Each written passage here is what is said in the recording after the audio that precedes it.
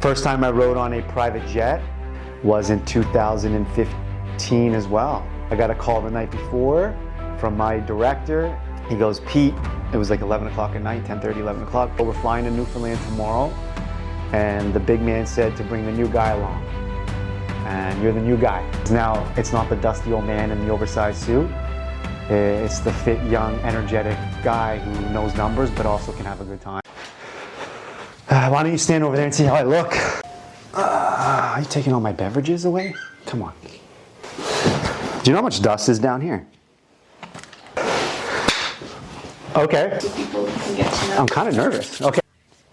You ready? Yeah, I was born ready. What made you decide to get into real estate?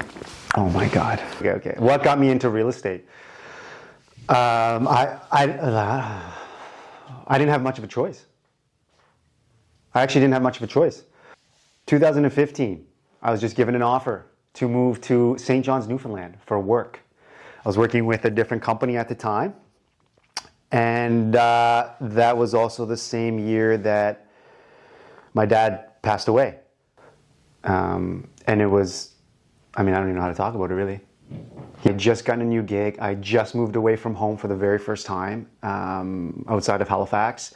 There was a lot going on. What happened is I had to come back and help the family out. Hung up the boots for what I was doing there, came back to Halifax, Nova Scotia. I gave my 18 months notice to the work, flew in, plane landed, literally get off the plane, walked to the DMV. We incorporated a property management company, my business partner and I. Came home, filled out all the documents, and within like 48 hours, I had a management company with no properties. But at the same time, I also thought it'd be smart for me to get my real estate license, just to know what's going on in the market, understand how it all works. I had no idea at that time how to even tell the difference between like a hot water tank and a furnace when I got into real estate. But essentially, it was I had to do it. I didn't have any other choice at the time. Would you say it was something you were passionate about? Real estate? Absolutely not. No, this is a good question because a lot of people talk about passion.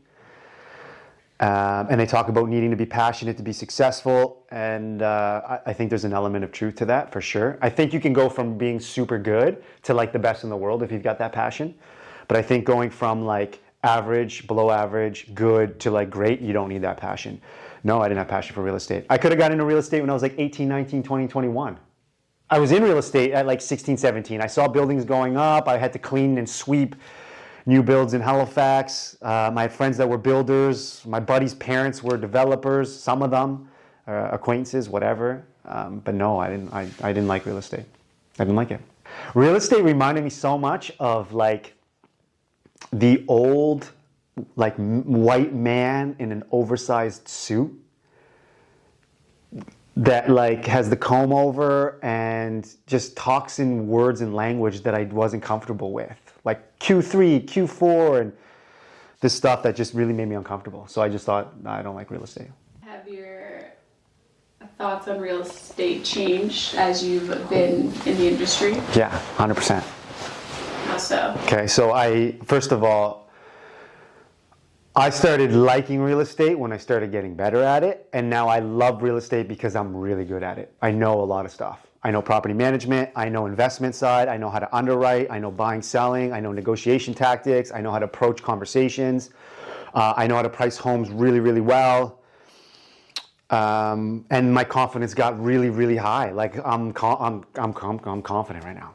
Like so the passion followed the confidence. The passion followed after I was in the vehicle and rolling with it. But I really like real estate specifically because of what it can do for me and my family. Your passion for it has changed. Oh, yeah. It's so what it can do for me and my family, essentially, man. I think that real estate is the vehicle that gets me to my end game the fastest, which is like financial freedom. Set up, have things that my girls and my kids can build off of. All of the things that come with it, the passive income. Dude, it's challenged me in terms of how to like learn how to read people and again, the number side and underwrite and the conversations. And at the end of the day, I can go to any room tip and everyone wants to talk about real estate. Doesn't matter if you like are renting and have nothing to do with anything or if you are, top investor. Everybody, it's like weather and real estate. If your business had a theme song, what would it be? Damn. You know what's on my social right now? All the Above by Mano. So at the top of my profile, that's the song that plays. So I think I got to stick to that in terms of your question. All the Above by Mano is the theme song of my life right now. Okay, what's the best compliment somebody can give you? That's easy. The best compliment anybody could ever give me is to call me disciplined. Dude, I think discipline is like the most important letter in the English dictionary. If you have discipline and you are dialed in with discipline, you can do absolutely, literally anything that you want to. Professionally, personally, you can lose the weight you want to lose, you can look the way you want to look, you can talk the way you want to talk, you can operate the way you want to operate, you can have the things that you want to have, you can be the person that you want to be, you can have the friends that you want to have. You can't do any of that if you don't have discipline, but you can do all of that if you have discipline. So for me, if someone calls me disciplined, that's like the most flattering thing that they can call me. The best gift you would give or receive? The best gift I would give or receive, to me, the best gift that you can give anybody and the best gift I can receive is actually literally someone's trust. There's a vulnerability to trusting somebody, and there's nothing more flattering than when someone confides in you something that's super close to them in their heart that they haven't shared with anybody else or very few people. It shows you that they have an utmost level of respect and they know that you won't compromise that. Early bird or night owl? Early bird. What time do you wake up? Between 4:30 and 5. Why do you wake up so early? It's okay. I wake up so early because originally, I never had to. Originally, I started waking up early because when I started reading a lot more, self-development a lot more, when I started following a lot of people, before social media, before Instagram actually literally existed, before any of the real like social handles, it was a lot of that stuff, books. And there was one thing that they all had in common. It didn't matter if they were sales, business, leaders, they all woke up at 5 a.m. in the morning. And so I just simplified my life and just said, I'm gonna start doing that. There's probably some benefit to it. We got 2 little girls. I gotta get my workouts in. I've got clients to address. I've got business to hear to. If I got up any later than that, my day would be ruined. So, early bird. Good question. Describe a difficult time in your life and what you learned from it. Describe a difficult time in my life and what I learned from it. God, the last, so many. Personally, when Dad passed away. Like, what do you do with that? You know, what do you do with that? And we kind of, we didn't really know that he was as sick as he was. Greek parents, very private, don't share anything with anybody. Vulnerability is not a good thing. Expressing weakness is not a good thing. So that was the mindset. So they kind of sheltered us from it. When Dad died, that was insane. I was in my 20s. My brother was in his 20s. Left my mom, left my brother, myself with a lot of stuff to have to deal with and handle. What I learned from it, his death confused me so much that I went on to this journey of trying to figure out my life and find people to replace the void that the void that was created through his passing. And at the time, I had no idea that's what I was doing. I didn't realize, it wasn't a conscious decision to say, I'm going to go get mentors. I'm going to go find somebody that makes me feel like they're my dad. I was just searching. But what it led me to do was it led me to meet people in person like Grant Cardone. I've been at, I don't know how many 10X conferences with him. Got a chance to speak on their stage virtually with Jared, which was really super cool.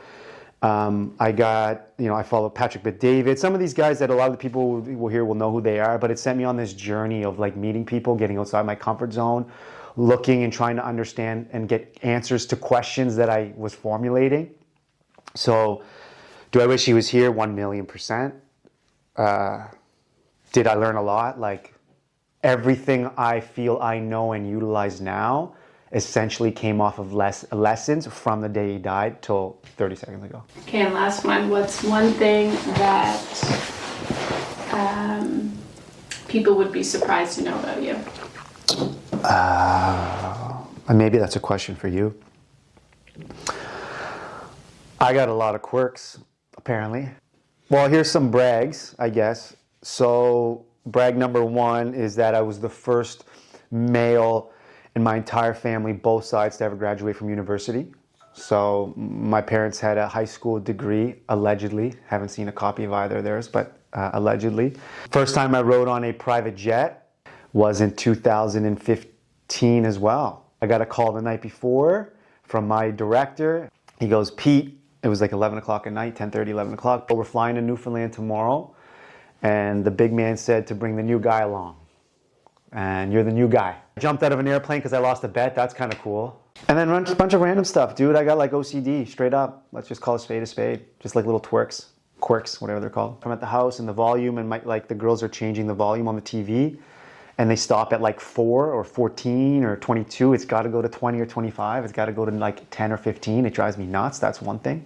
I don't want to bore people with my quirks, but anyways, I got a bunch of them.